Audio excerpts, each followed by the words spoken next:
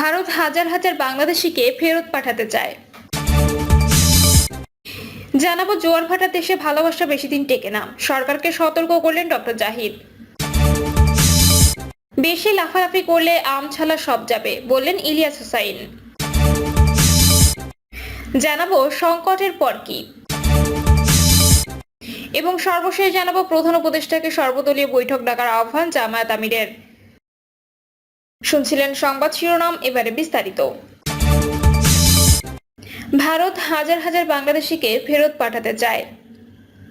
বিপুল সংখ্যক বাংলাদেশিকে ফেরত পাঠানো প্রয়োজন বলে মন্তব্য করেছে ভারত। দেশটি বাংলাদেশ সরকারকে এর জন্য জাতীয়তা যাচাই প্রক্রিয়া ত্বরান্বিত করার আহ্বান জানিয়েছে।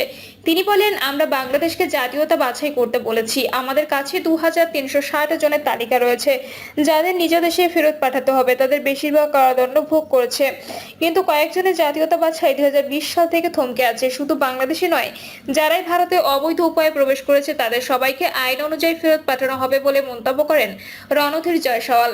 এদিকে গত কয়েকদিন ধরে অবৈধ বাংলাদেশিদের গ্রেপ্তারের প্রক্রিয়া ত্বরান্বিত করেছে ভারত। গত মাসে গুজরাটে 1000 জনকে আটক করেছিল দেশটির পুলিশ, যাদের অনেকেই বাংলাদেশি ছিলেন। এছাড়া ভারত গত কয়েকদিন ধরে সীমান্ত দিয়ে অনেকে পুশিং করছে। এতে সহায়তা করছে দেশটির সীমান্তরক্ষী বাহিনী। শুধুমাত্র সাম্প্রতিক সময়ে ভারত থেকে প্রায় 300 জনকে পুশিং করা হয়েছে, যার মধ্যে মিয়ানমারের রোহিঙ্গারাও রয়েছেন। বিশেষ করে গত 7 মে থেকে 9 মের মধ্যে প্রত্যন্ত অঞ্চল দিয়ে এসব মানুষকে পুশিং করা হয়। এরপর এ বিষয়ে ভারতের চিঠি দেয় বাংলাদেশের পররাষ্ট্র মন্ত্রণালয়। জোয়ার ভাটার দেশে ভালোবাসা বেশি দিন টেকে না, সরকারকে সতর্ক করলেন ডক্টর জাহিদ। বিএনপির স্থায়ী কমিটির সদস্য এবং খালেদা জিয়ার ব্যক্তিগত চিকিৎসক ডক্টর এজেএম জাহিদ হোসেন বলেছেন, অন্তর্বর্তীকালীন সরকার অন্তর্বর্তী সময়ের জন্য এসেছেন। আপনাদেরকে ভালোবেসে এই দেশের মানুষ দায়িত্ব দিয়েছে, কিন্তু মনে রাখবেন, এই জোয়ার ভাটার দেশে ভালোবাসা বেশি দিন টিকে থাকে না। অতীত ইতিহাস থেকে শিক্ষা গ্রহণ করুন। তিনি আরো বলেন, আমরা কখনো কখনো কোনো নেতার জন্য রোজাও থেকেছি। এই দেশের মানুষ কখনো এমনও করেছে, কারো শাহাদাত বা মৃত্যুর পর নামাজে জানাজা পড়ার সময় যথেষ্ট লোক সমাগম হয়নি। আবার এমনও জানাজা হয়েছে যা বাংলাদেশ তো বটে, পৃথিবীর ইতিহাসে অন্যতম বৃহত্তম জানাজায় পরিণত হয়েছে। অর্থাৎ শহীদ জিয়াকে নিয়ে, বিএনপিকে নিয়ে কেউ যদি কটাক্ষ করে, তাহলে বাংলাদেশের দেশপ্রেমিক মানুষ চুপচাপ বসে থাকবে এমনটা ভাবার কোনো কারণ নেই। আমাদের ধৈর্যের সীমা আছে। আমরা স্পষ্ট ভাষায় বলতে চাই, দেয়ালে লিখুন, পড়তে শিখুন। কোনো অবস্থাতেই হঠকারী কোনো চিন্তা করার চেষ্টা করবেন না। ডক্টর জাহিদ হোসেন বলেন, জনগণের ক্ষমতা দ্রুততার সঙ্গে জনগণকে প্রয়োগ করার সুযোগ দিন। আগামী দিনে বাংলাদেশ পরিচালনার দায়িত্ব কে নেবে, কি সংস্কার হবে, সেটি জনগণই ঠিক করবে। জনগণের শক্তির উপর আস্থা রাখুন। কোনো বিদেশি প্রভুর উপর নির্ভর করে দেশ পরিচালনা চিন্তা করবেন না, এটা হতে পারে না।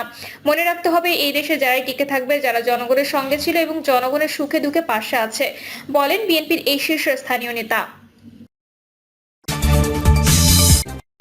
বেশি লাফালাফি করলে আম ছালা সব যাবে, বললেন ইলিয়াস হুসাইন।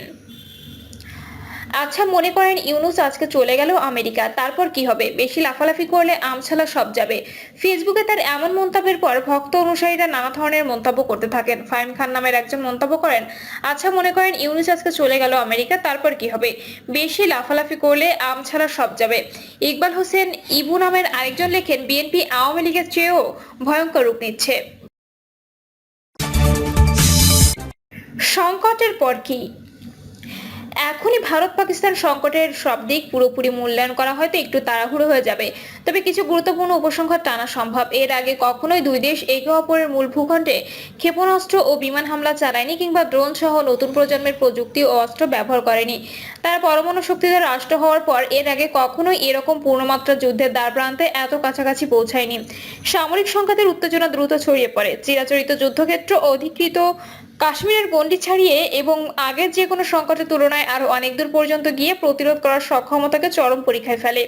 এটি ছিল নজিরবিহীন। তবে যেভাবে এই সংকট প্রশমিত হলো তৃতীয় পক্ষের হস্তক্ষেপের মাধ্যমে, তা বহু চর্চিত একটি পদ্ধতি, এবং অতীতেও অনেকবার এমনটা হয়েছে।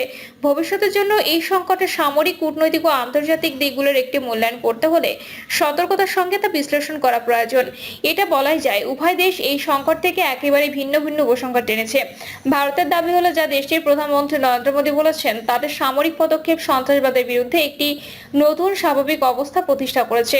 ভবিষ্যতে যে কোনো সন্ত্রাসী হামলাকে যুদ্ধ ঘোষণা হিসেবে গণ্য করা হবে এবং এই নতুন নীতিমালার অধীনে সামরিকভাবে জবাব দেওয়া হবে। পাকিস্তান মনে করে এই সংকটে তাদের সামরিকভাবে জবাব দেওয়ার সক্ষমতা ও কার্যকারিতা প্রমাণ করেছে, কারণ এটাই ভারতকে আরো বড় ধরনের সংঘাতে জড়ানো থেকে বিরত রেখেছে এবং পরমাণু অস্ত্রের ছায়াতলে প্রচলিত যুদ্ধের ক্ষেত্রে সম্প্রসারণে ভারতের চেষ্টাকে ব্যর্থ করেছে।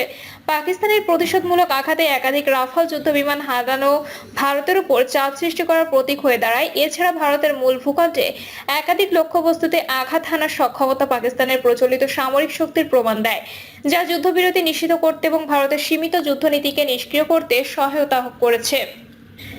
বাস্তবতা হলো, সংঘাতের মধ্যে ভারত তার সামরিক লক্ষ্য অর্জনে ব্যর্থ হয়েছে। যদিও প্রধানমন্ত্রী মোদী ভিত্তিহীনভাবে সন্ত্রাসী অবকাঠামো ধ্বংসের দাবি করেছে, ভারত তার পদক্ষেপের পরিণতি ভুলভাবে হিসাব করেছে।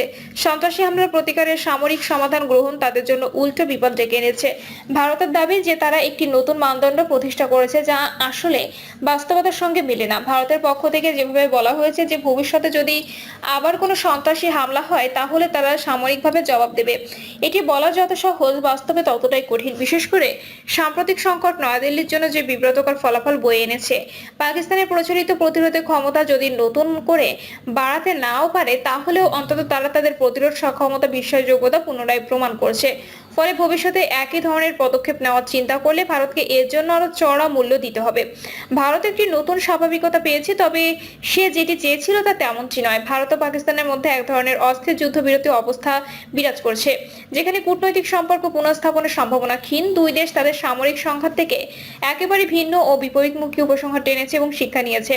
এটি ভবিষ্যতের জন্য ভুল হিসাবে ঝুঁকি আরো বাড়িয়ে দিচ্ছে এবং অনিশ্চয়তা তৈরি করছে, বিশেষ করে যদি তাদের মধ্যে স্থায়ী ও কার্যকর যোগাযোগ ব্যবস্থা গড়ে না ওঠে। যুদ্ধবিরতির পর দুই দেশের ডিরেক্টর জেনারেল অব মিলিটারি অপারেশনসের মধ্যে যোগাযোগের গুরুত্বপূর্ণ ছিল, তবে এই যোগাযোগ শুধু প্রযুক্তিগত বা কৌশলগত পর্যায়ে সীমিত না থেকে আরো বিস্তৃত হওয়া প্রয়োজন।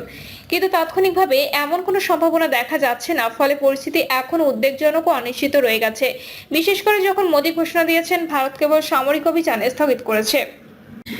এই সংকটে ভারতের জন্য সামরিক খরচের চেয়ে কূটনৈতিক মূল্য অনেক বেশি ছিল। দায়িত্বহীন সামরিক পদক্ষেপের মাধ্যমে নয়াদিল্লি আন্তর্জাতিক অঙ্গনে গুরুত্বপূর্ণ অবস্থান হারিয়েছে, কারণ বৈশ্বিক মনোযোগ সন্ত্রাসবাদী থেকে সরে গিয়ে একটি পূর্ণমাত্রা যুদ্ধের আশঙ্কার দিকে চলে গিয়েছিল, যেখানে ভারত উত্তেজনা আরো বাড়াতে থাকে। এটি গিয়ে দেখিয়েছে যে মোদী সরকার আন্তর্জাতিক ব্যবস্থা সম্পর্কে কতটা ভুল মূল্যায়ন করেছে। এই সংঘাতের ফলে আবার বৈশ্বিক দৃষ্টি কাশ্মীরের দিকে ফিরে আসে, যা মোদী সরকারের জন্য অত্যন্ত অস্বস্তিকর। নয়াদিল্লির জন্য সবচেয়ে বড় আঘাত ছিল যখন প্রেসিডেন্ট ডোনাল্ড ট্রাম্প যুদ্ধবিরতির ঘোষণা দেওয়ার সময় কাশ্মীর বিষয়ে মধ্যস্থতার প্রস্তাব দেন। যদিও ভারত এটি প্রত্যাখ্যান করবে, তবু এর ফলে কাশ্মীর ইস্যু আন্তর্জাতিক অঙ্গনে আবার কেন্দ্রবিন্দুতে উঠে আসে। ভারত যখন সিন্ধু পানি চুক্তি স্থগিতের সিদ্ধান্ত নেয়, তখনও তারা কোনো আন্তর্জাতিক সমর্থন আদায় করতে পারেনি। এমনকি যুক্তরাষ্ট্র ব্যক্তিগত আলোচনায় ভারতীয় কর্মকর্তাদের চুক্তিটি মেনে চলার পরামর্শ দিয়েছে। তদুপরি সংকট প্রশমনের জন্য যুক্তরাষ্ট্রের হস্তক্ষেপ এবং যুদ্ধবিরতির পর ট্রাম্পের বক্তব্য ভারত ও পাকিস্তানের মধ্যে পুনরায় সম্পর্কের হাইপিন তৈরি করেছে, যা ভারত বহু বছর ধরে যতটা সম্ভব বিচ্ছিন্ন রাখতে চেষ্টা করেছে। ভারতের সাবেক পররাষ্ট্র সচিব শ্যাম শরণ লন্ডনের ফাইন্যান্সিয়াল টাইমসের কাছে স্বীকার করেছে যে এই সংকট নয়াদিল্লির সেই চেষ্টাকে ব্যাহত করেছে, যাতে অন্য দেশগুলো ভারত ও পাকিস্তানের সমতুল্য না মনে করে এবং তাদের সম্পর্ক আলাদা না দেখায়। ভারত ও পাকিস্তানের মধ্যে এখনো এক অস্বস্তিকর যুদ্ধবিরতি চলছে, যা ধাপে ধাপে বাস্তবায়িত হচ্ছে। সামরিক উত্তেজনা কমাতে এবং সতর্কতার স্তর হ্রাস করার জন্য বিশ্বাস বাড়ানোর পদক্ষেপ নেওয়া হচ্ছে, তবে এটা ভাবা ভুল হবে যে শিগগিরই স্বাভাবিক অবস্থা ফিরে আসবে। পরিস্থিতি এখনো সংকটপূর্ণ ও অনিশ্চয়তায় ভরপুর। প্রিয় দর্শক, এই ছিল এখনকার সর্বশেষ সংবাদ আপডেট। সব সংবাদ পেতে চ্যানেলটি সাবস্ক্রাইব করে বেল আইকনটি ক্লিক করে রাখুন।